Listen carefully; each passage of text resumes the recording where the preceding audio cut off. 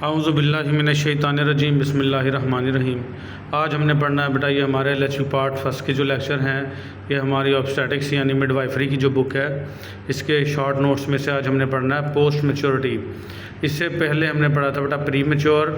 जिसने वो लेक्चर नहीं सुना वो मेरे यूट्यूब के चैनल पर जाके लिस्टों में मौजूद है, वो देख सकता है। ये हमारी बुक का पेज नंबर 53 है बेटा। तो प्री मैच्योरिटी क्या था? अधूरा बच्चा पैदा हो जाना, वक़्त से पहले जो उस कमज़ोर है और उसमें इतनी सलाहियत नहीं है कि वो दुनिया में सर्वाइव कर सके। उसको सर्वाइव करने के लिए तकदो करनी पड़ती है, मेहनत करनी पड़ती है, उसको इनक्यूबेटर में रखना पड़ता था और उसके सारे मसाइल जो हमने डिस्कस किए थे प्री मैच्योर बेबी के। तो प्री का मतलब पहले होता है, ठीक है, यानी अपने वक़्त से पहले। उस बच्चे को प्री टर्म बेबी भी कहते हैं, प्री मैच्योर भी कहते हैं, अधूरा बच्चा पैदा हो जाना। तो उसी से रिलेटेड है पोस्ट मैच्योर। पोस्ट कहते हैं बाद में, यानी माँ के पेट में बच्चे का वक़्त भी पूरा हो चुका है, फिर भी 1 या 2 हफ्ते या 3 हफ्ते बाद पैदा हुआ है, तो ऐसे बच्चे को क्या कहेंगे? पोस्ट मैच्योर बेबी, ठीक है। तो वो कहता है an average pregnancy least 40 weeks, कहता है आम प्रेगनेंसियाँ सिर्फ 40 हफ्ते तक चलती हैं। The majority of mothers deliver between 39 and 41 weeks. बहुत सारी माएँ जो हैं बच्चा पैदा कर देती हैं 39 हफ्ते से लेके 41 हफ्ते के दरमियान में। And if pregnancy is prolong, लेकिन अगर प्रेगनेंसी जो है वो देर तक चले, बियॉन्ड 42 वीक्स, तकरीबन 42 हफ्ते तक चली जाए, the foetus is considered to be post mature. बच्चे को हम ये समझते हैं कि ये पोस्ट मैच्योर हो चुका है, यानी कि बच्चे का वक़्त पूरा होने के बावजूद भी अभी पैदा नहीं हुआ था और इसने ज़्यादा टाइम लगाया है, तो उसको पोस्ट मैच्योर कहेंगे बेटा। डायग्नोसिस क्या है, तशख़ीस क्या है? Menstrual cycle this should have been regular before pregnancy. तो जो मेंस्ट्रुअल साइकिल थे, मेंसेस थे औरत के, वो प्रेगनेंसी से पहले रेगुलर थे। When the menstrual cycle is prolong beyond 5 weeks, जब मेंस्ट्रुअल साइकिल जो है 5 हफ्तों से ज़्यादा हो जाएंगे, the diagnosis of post maturity becomes uncertain. तो जो तशख़ीस है पोस्ट मैच्योरिटी की वो अनसर्टेन हो जाएगी, उससे शक में पड़ जाएगी बात कि आया कि ये पोस्ट मैच्योर बेबी है या इसके मेंसेस डिस्टर्ब हुए हैं। The woman must be definite about date of her last menstrual cycle. औरत को लाजमी तौर पर ये पक्का पता होना चाहिए कि उसके लास्ट मेंसेस कब आए थे। इन आवर कंट्री, हमारे मुल्क में, लार्ज नंबर ऑफ हॉस्पिटल्स, बहुत ज़्यादा तादाद में अस्पताल ऐसे हैं, patient do not remember dates with accuracy, जहाँ पर औरतें या मरीज़ अपनी लास्ट डेट को बिल्कुल ठीक याद ही नहीं रख पाते। When the problem of post maturity arises, जब पोस्ट मैच्योरिटी का मसला आता है, it is not uncommon for them, ये उनके लिए आम बात नहीं है, to say they are uncertain of dates, कि उनको डेट्स का पता ही नहीं है, डेट्स ऊपर हो गई हैं और उसका जो है बच्चा अभी पेट में ही मौजूद है और उसको पोस्ट मैच्योरिटी हो गई है। इसके ख़तरे भी हो सकते हैं बेटा, बच्चा फर्स्ट पोटी जो मेकोनियम वो पास कर सकता है या और कई सारे मसाइल का सामना हो सकता है। तो इसलिए औरत को अपनी डेट्स का पक्का पता होना चाहिए। The parents of the post mature babies is variable, जो ज़हरी अलामात हैं पोस्ट मैच्योर बेबीज़ की वो मुख्तलिफ होती हैं। But the following factors are in favour of post maturity, लेकिन मंदरजा झेल जो फैक्टर्स हैं वो पोस्ट मैच्योरिटी के हक़ में जाते हैं। वो कौन सी है? अ हार्ड स्कल बोन्स, सख्त हड्डियाँ होंगी उसकी खोपड़ी की, विद स्मॉल फोंटनेलीज़, जिसके अंदर फोंटनेलीज़ जो हैं वो स्मॉल होंगे, छोटे होंगे। फोंटनेलीज़ कहते हैं बेटा ये कुछ गैप होते हैं खोपड़ी में बच्चों के, ठीक है। जोड़ को स्विचर्स कहते हैं और उन गैप को फोंटनेली कहते हैं। फोंटनेली एक अगली साइड पे होता है और एक पिछली साइड पे। अगली साइड का फोंटनेली जो है वो पतंग की शक्ल का होता है और पिछली साइड का जो फोंटनेली है वो वाई शेप का होता है। ये देख लें, दिखाता हूँ आपको। तो ये देख लें बेटा, उस खोपड़ी की हड्डियाँ ये सख्त होंगी और ये फोंटनेलीज़ हैं। ये देखें बच्चे की अगली जानिब सर में ये गैप सा है, ये इंटीरियर फोंटनेली है, ए से इंटीरियर, ए से अगला अगली जानिब, और पी से पोस्टीरियर, पी से पिछला, ऐसे याद कर सकते हैं। पोस्टीरियर फ्रंटनली, ये देखें ये पतंग की शक्ल का है और ये वाई शेप का है। तो ये जो है वो छोटे होंगे और ये खोपड़ी की हड्डियाँ जो है वो सख्त होंगी पोस्ट मैच्योर बेबी की। लूज़ ढीली होगी, ड्राई खुश्क होगी स्किन जिल्द, due to loss of subcutaneous fats, क्योंकि उसकी जो सबकुटेनियस फैट है वो कम हो चुकी है, उसकी वजह से उसकी स्किन जो है वो ढीली होगी। लॉन्ग नेल्स और उसके नाखून बड़े हुए होंगे। अगर नाखून बड़े हैं तो इसका मतलब बच्चा ज़्यादा वक्त जो है माँ के पेट में गुजार के आया है।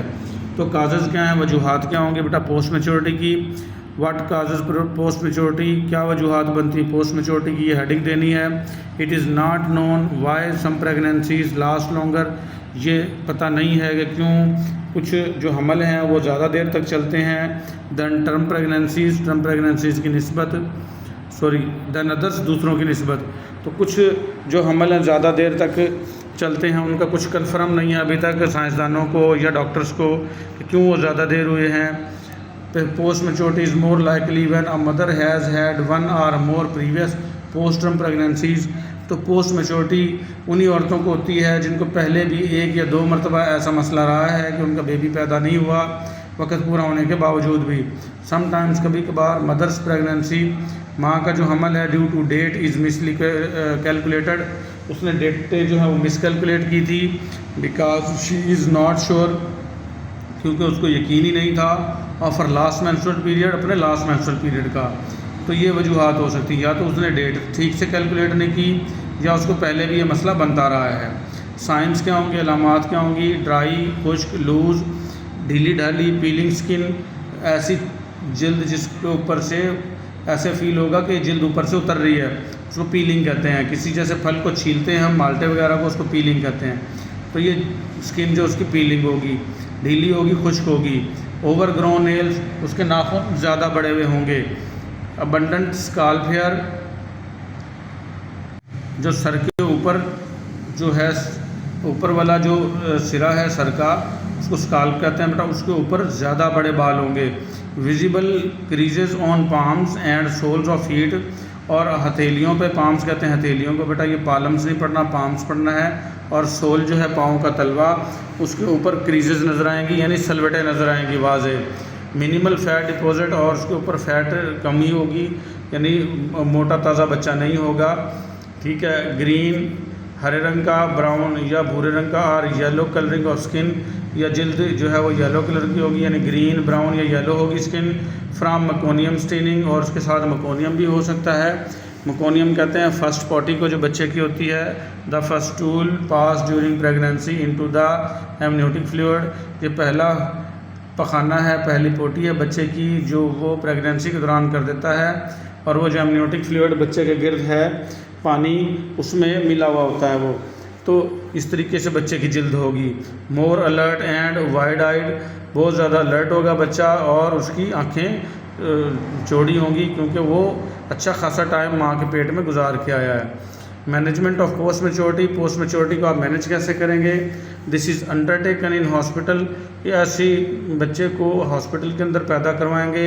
If the head is engage, अगर बच्चे का सर जो है फंस चुका है। Labour is induced at 42 weeks, तो दर्दें जो है मसनूई तौर पर शुरू करवा देंगे। इंड्यूस जहाँ लफ्ज़ आ जाएगा, मसनूई दर्दें शुरू करवाना। 42 हफ्ते में खुद ही दर्दें शुरू करवा दो। मसनूई दर्दें कैसे शुरू करवाते हैं, या तो उसकी मेम्ब्रेन रप्चर की जाती है या उसको ऑक्सीटोसिन की ड्रिप दी जाती है बेटा। इफ़ हेड इज़ फ्री, अगर हेड फ्री है, ऊपर है, द डॉक्टर में डिसाइड, डॉक्टर डिसाइड करेगा टू वेट अंटिल 43 वीक्स, कि क्या 43वें हफ्ते भी उसका वेट किया जाए या ना किया जाए। तो यानी कि मोस्टली 40 वीक्स की होती है प्रेगनेंसी, लेकिन इसको 2 या 3 हफ्ते ऊपर हो चुके होंगे।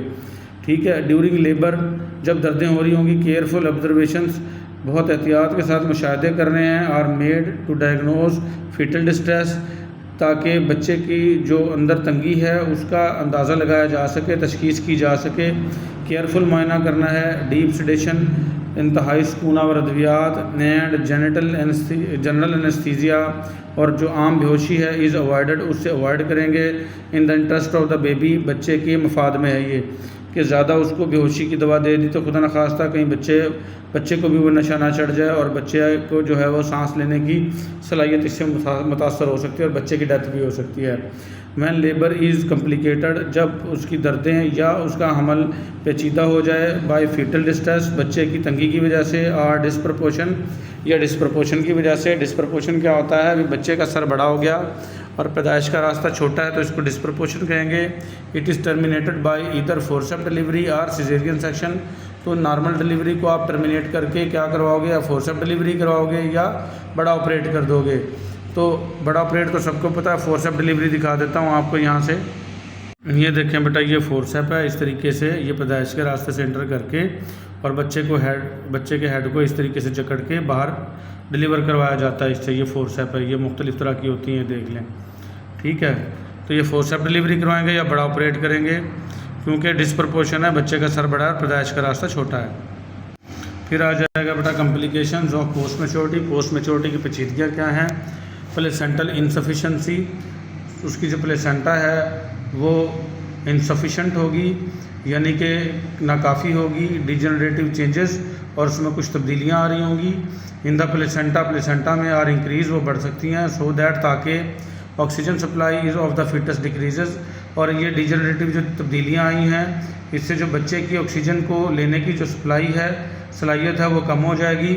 जब ऑक्सीजन कम जाएगी तो बच्चा अंदर ही मर भी सकता है बेटा। This supply is insufficient in pregnancy.